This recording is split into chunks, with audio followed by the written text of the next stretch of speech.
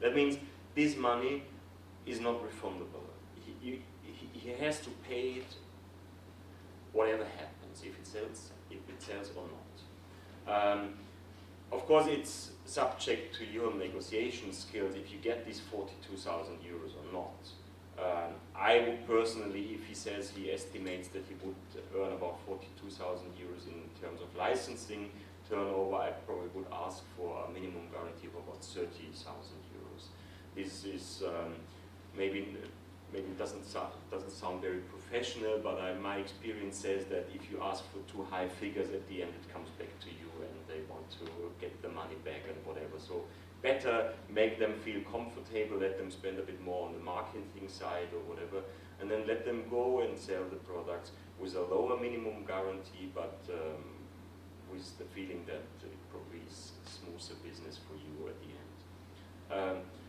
So again, coming back to this 100,000 euros investment, that means if you are lucky to have a property which really sells in these kind of quantities, 50,000 stuffed toys per year, then you can maybe with 3 contracts, you can break even. But this is, in most cases, it's not like that. We're doing about 120 licensing deals every year, and the average minimum guarantee we are talking about is now at the moment it's about 20,000 euros, the average. So that means we're doing much higher minimum guarantees, MGs, but also lower ones. We don't go below 5,000 euro per deal because that is not worth the effort. You put a lot of effort, not only deliver the artwork and the rights, you also put a lot of effort in accounting, in acquisition, in approval and so on. Are these sales commissions, or is the license based on sales or production? No, it's based on sales. So they produce something and it doesn't sell, and they end up selling it on the market somewhere for nothing. You don't make much income. Yeah, you wouldn't probably, normally wouldn't allow them just to sell it to a reduced price, just with prior permission. But you're right, I mean, it's based on the success of the sales, not on the production, yes. Right. Did you say 30 or 13,000? When you mentioned it, 42,000. 30, yeah. Mm-hmm. Well, what about if this is, say, tied into a television show or something? You have these characters, they want a television show, and they say, we want the merchandising rights thrown in with the television show. How do you know what to charge for that? Or, I mean, I have no idea. Yeah, basically it is a sum of the expected royalties. You know, I mean, it's a pure guess, I would say. You know, it's a pure guess. So you take these categories I've shown you before, and you ask yourself what kind of products are possible within these categories, and then you add them up, you know, with the minimum guarantees. But this is you can't do that probably without any experience. So you have to ask kind of expert to ask, okay, how much can I get for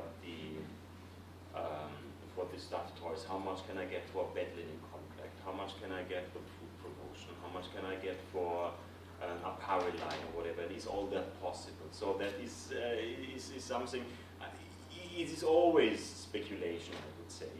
There isn't. You can't base that on a fact book or whatever. But ask the people who know this business, and they can give you a kind of reliable data. I would say a kind of guess, a kind of more advanced guess. Yeah, because I think that, I mean, at least in my experience, we hold on to those. That's sort of one of those things that we say, no, we just assume we get a royalty on each item and we want to hold on to those. But sometimes it's going to make or break the deal for them. They want everything. They want the character. They want to be able to do whatever they want with it. They want. I mean, this is. I know there is also a couple of stations here in Germany which do the same. They ask for the merchandising rights, at the same time they buy the TV rights. But still, I think for me it's always a matter of a minimum guarantee, an additional minimum guarantee also at their side, you know. Because otherwise you would have the choice to go with an agent and leave that business to him, or make it by yourself. So then there needs to be a special commitment for this extra business, and it is an extra business. Okay. Do you have more questions about these financial aspects? Yes. Who controls sold products, the number of sold products, and how is it controlled? I mean, we personally, there's a clause in the contract saying that when we are in doubt that these figures are not right, then we can actually control the books on the costs of the licensee if there is a deviation between what they've said and what is the real outcome. But this is a very tricky question, because that is still a matter of confidence, the licensing business, and if you send your account people into the books of your licensees, then the relation is already quite broken, I would say. Yeah. You can control your business with labels, with kind of holograms or whatever. That is a thing, but this is again investment, and again it has to be checked, and it's a separate check beside your royalty statement. So you need workforce for that as well. I mean, Manchester United and Walt Disney, they certainly control the market more than probably than we do, you know. But and they certainly they work with holograms and these kind of stuff for every product. But this is I mean, as we focusing the German market mainly, we think we know our people quite well, and we trust them to a certain extent. And yeah, I must say, within the last 3 years, we just 2 or 3 times checked the books of our licensees. And how do you get the number of products each month, or once a That year? is a matter of negotiation, but normally at the end of every half calendar year. So that means that the first of we ask them at the 1st of July and the 1st of January to send their royalty statements, and then they tell us what they've sold, and they calculate it down to the royalty rate, and then they have to send the money if this amount exceeds the minimum guarantee. If it doesn't exceed the minimum guarantee, then they keep still a deposit for the next half year. Yeah. Yeah. My daughter is an author. She's 10, and she's interested in foreign rights also to like have T-shirts in the name of the book. That is considered merchandise, right? Yeah, that is considered merchandise or licensed items. Yes. Yeah. So if you buy a T-shirt, for example, with Harry Potter image on, yes. That's considered licensed. It's licensed item, or it's a merchandising item. Do you must have to copyright the T-shirts? How does that work? I mean, trademark. I'm talking about. you mean the process to get a T-shirt? You mean, you know? Yes. Yeah.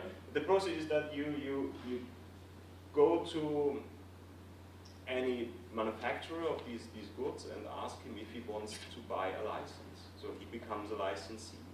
You give him legally, you give away your rights, limited to this kind of product and limited to a certain time and limited to a certain territory. You give him these rights, and you give him the artwork, and then he starts producing these items with your logo and your pictures, whatever, but he can do so only on the basis of a licensing agreement.